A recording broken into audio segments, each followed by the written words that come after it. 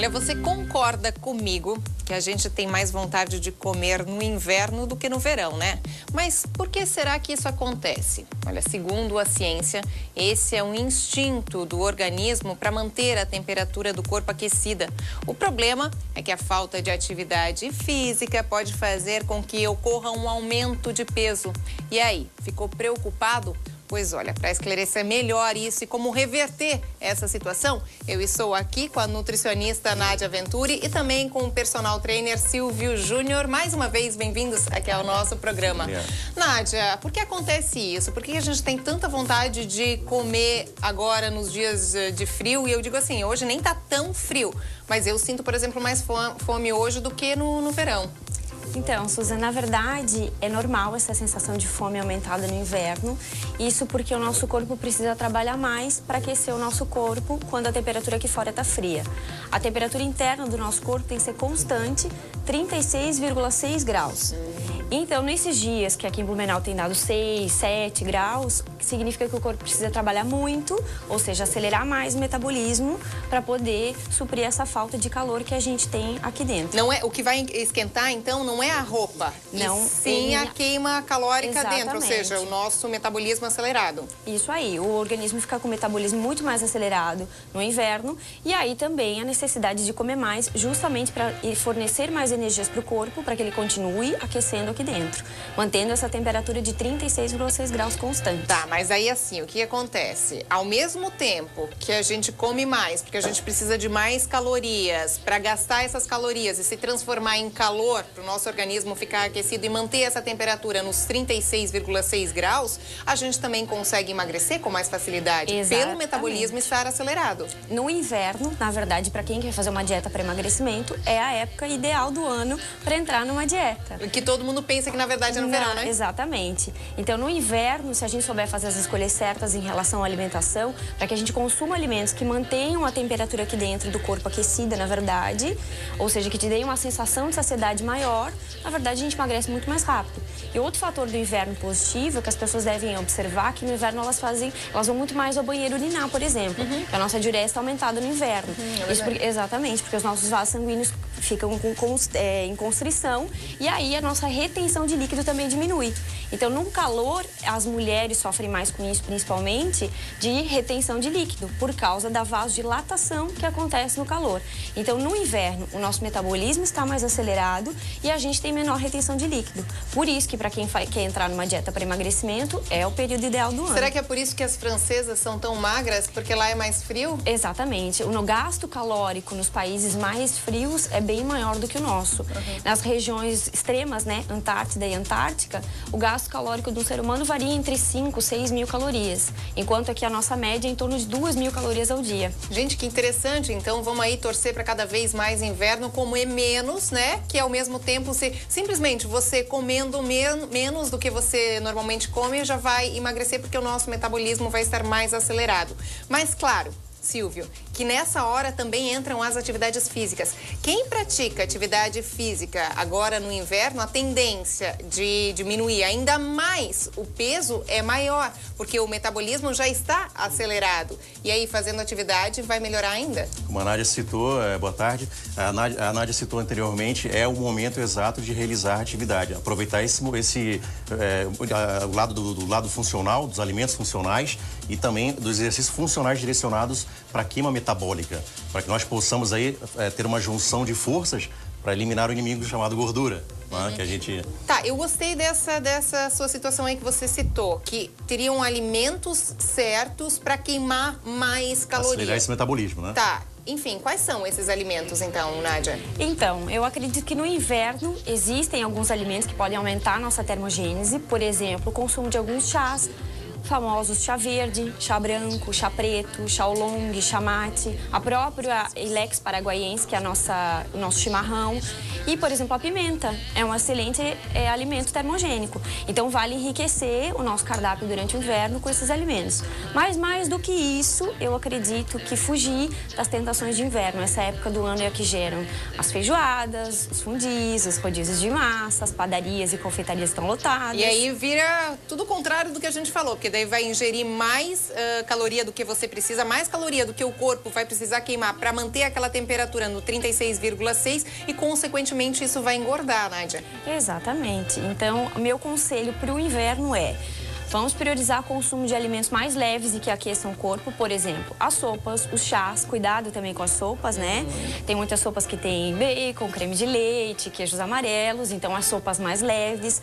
As pessoas reclamam muito do consumo no inverno das saladas cruas, geladas, então a gente faz esses legumes e verduras cozidos. As frutas também podem ser consumidas assadas, por exemplo, um abacaxi ou uma maçã com canela assados no forno, ficam gostosos. Então esses são alimentos que promovem uma sensação de saciedade porque eles aquecem o corpo e, ao mesmo tempo, são leves. O valor calórico deles é baixo, tem baixo teor de gordura e, principalmente, são ricos em vitaminas e minerais, que, além disso, ainda fortalecem o sistema imunológico no inverno. Tá, perfeito. Então, você falou para saciedade, ou seja, pra gente não ter, porque assim, aquela vontade de comer mais, claro, é inevitável até pelo frio, fica embaixo das cobertas, sente a vontade de comer mais e também por toda a situação que a gente já explicou que o nosso organismo precisa de mais calorias. Então, quais seriam os alimentos ideais para ter essa saciedade? Você citou essas frutas aquecidas, que seriam o abacaxi, maçã, né, com canela. Que mais que a gente poderia estar comendo,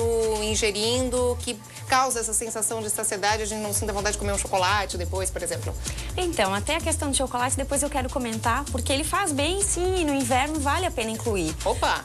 O chocolate é rico em cacau, que é um poderoso antioxidante. Ele é rico em vitaminas e minerais antioxidantes e polifenóis.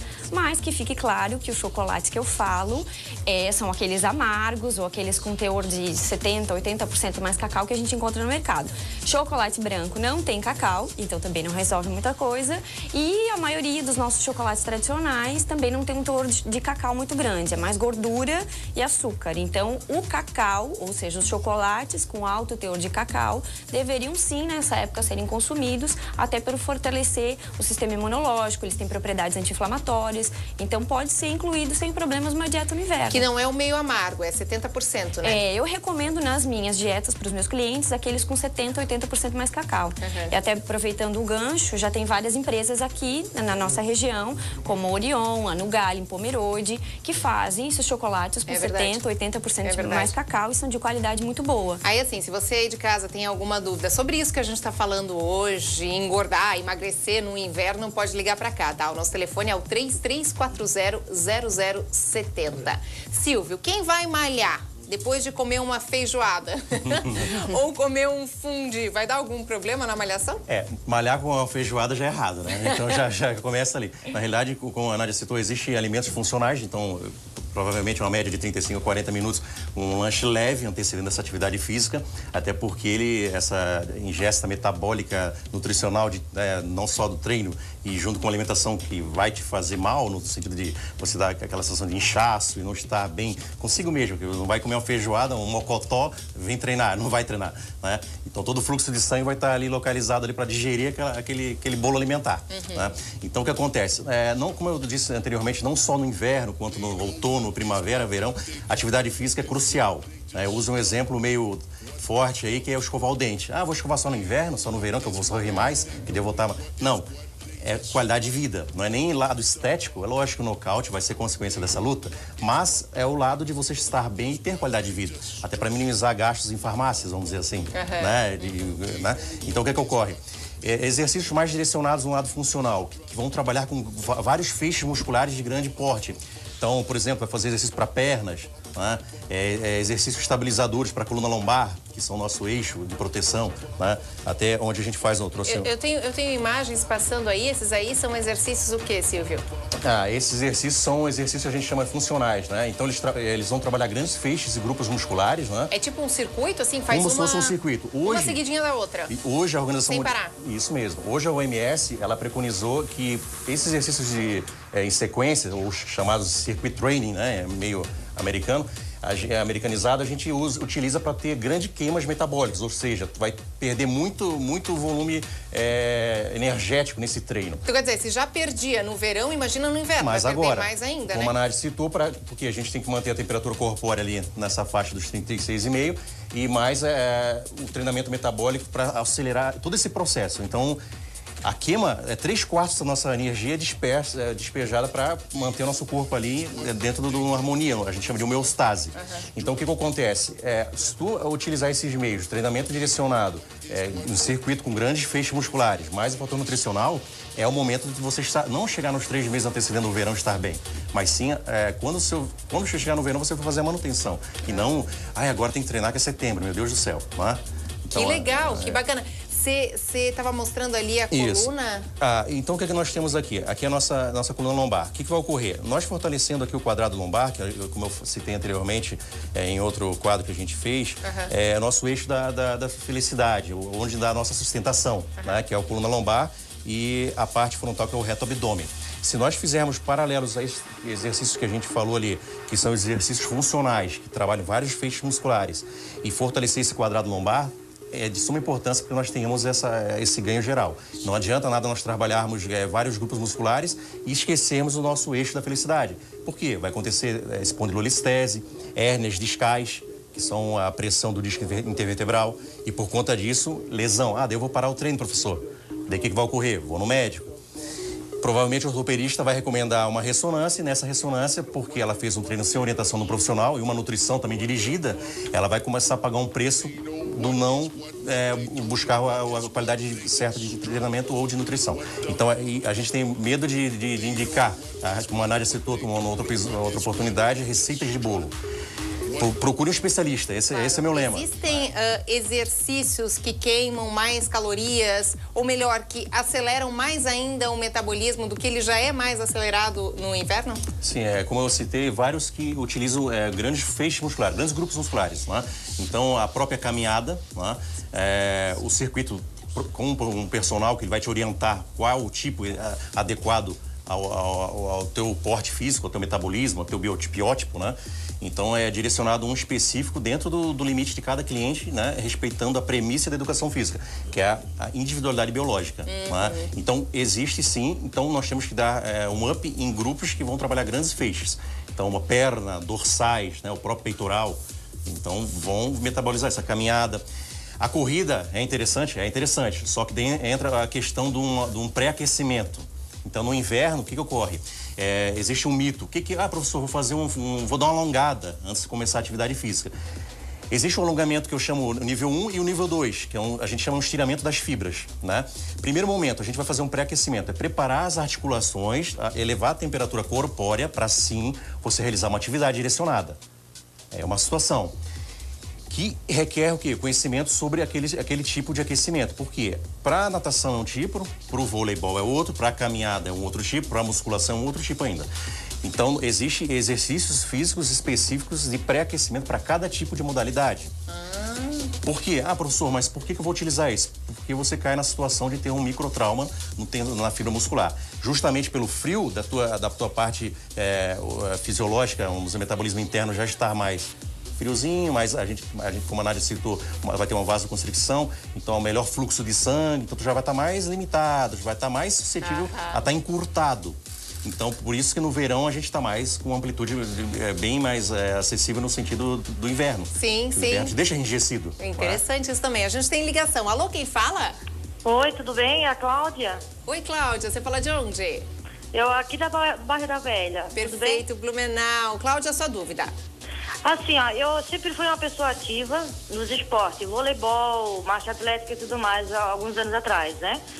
O meu ponto maior é assim, a minha preocupação é o seguinte, eu sofri uma lesão, como esse senhor falou, eu tenho uma espondilolistese, só que muita gente já falou que eu não posso fazer uma academia para poder emagrecer, porque depois que eu sofri essa espondilolistese, eu engordei 6 quilos. Então, assim, eu ando de bicicleta, às vezes eu ando assim a pé, mas não para caminhar, né? Mas, assim, seria coisinhas básicas, digamos assim. A sua dúvida é se você pode fazer ou não a atividade física, Cláudia, é isso? Isso, porque muita gente diz que eu não posso fazer por esse motivo. Perfeito. E aí, vamos lá. Silvio, O que é espondilolistese? Espondilolistese nada mais, nada menos que é um deslocamento, né? Da vértebra ou lombar L1, L2, L3, L4, L5 no momento. Não só da lombar, pode ser da cervical, da torácica, né? Então, o caso dela, é lógico que tem que ser verificado. Então, o que ocorre? Ou lateral ou frontal. O que acontece? Tem que verificar essa ressonância que provavelmente a dona Cláudia deve ter em mãos para verificar o grau dessa espondilolistese, desse deslocamento, que é da vértebra para a lateral ou o plano frontal. Diante disso, requer um treinamento físico orientado. Ela não pode, vou matricular, já sair correndo, vou para academia, vou fazer um agachamento. Não. Por isso que muitos especialistas, até provavelmente o ortopedista dela citou, fica em casa agora, tem que cuidar.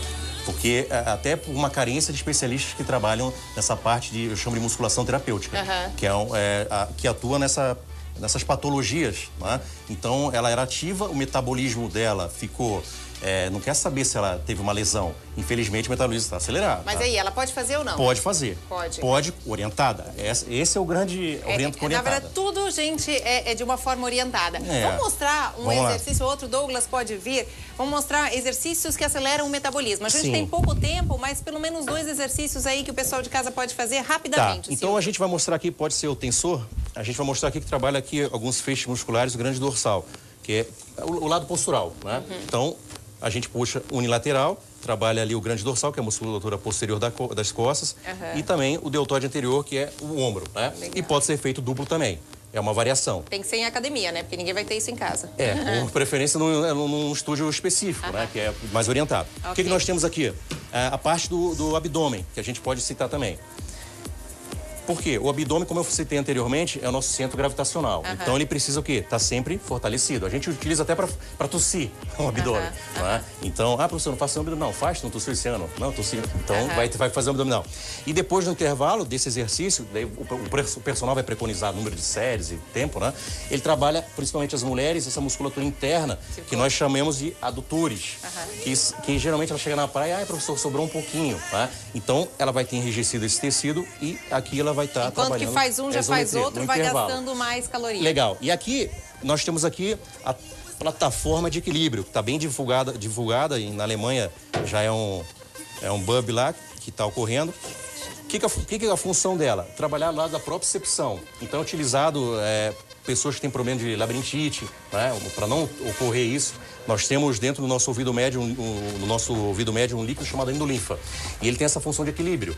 Então, o que vai ocorrer? Nós trabalhando esse ponto, que tecnicamente falando, professor, que simples, mas não são todos que conseguem tentar chegar próximo do eixo medial, que é o ponto de equilíbrio. Mas que gasta também, Silvio. E isso vai trabalhar esse lado da tua propriocepção, de domínio corpóreo. Né? Perfeito. Tá? Muito obrigada pela participação. Numa outra oportunidade, a gente vem mais exercícios. Nádia, querida, obrigada também. Obrigada pela participação.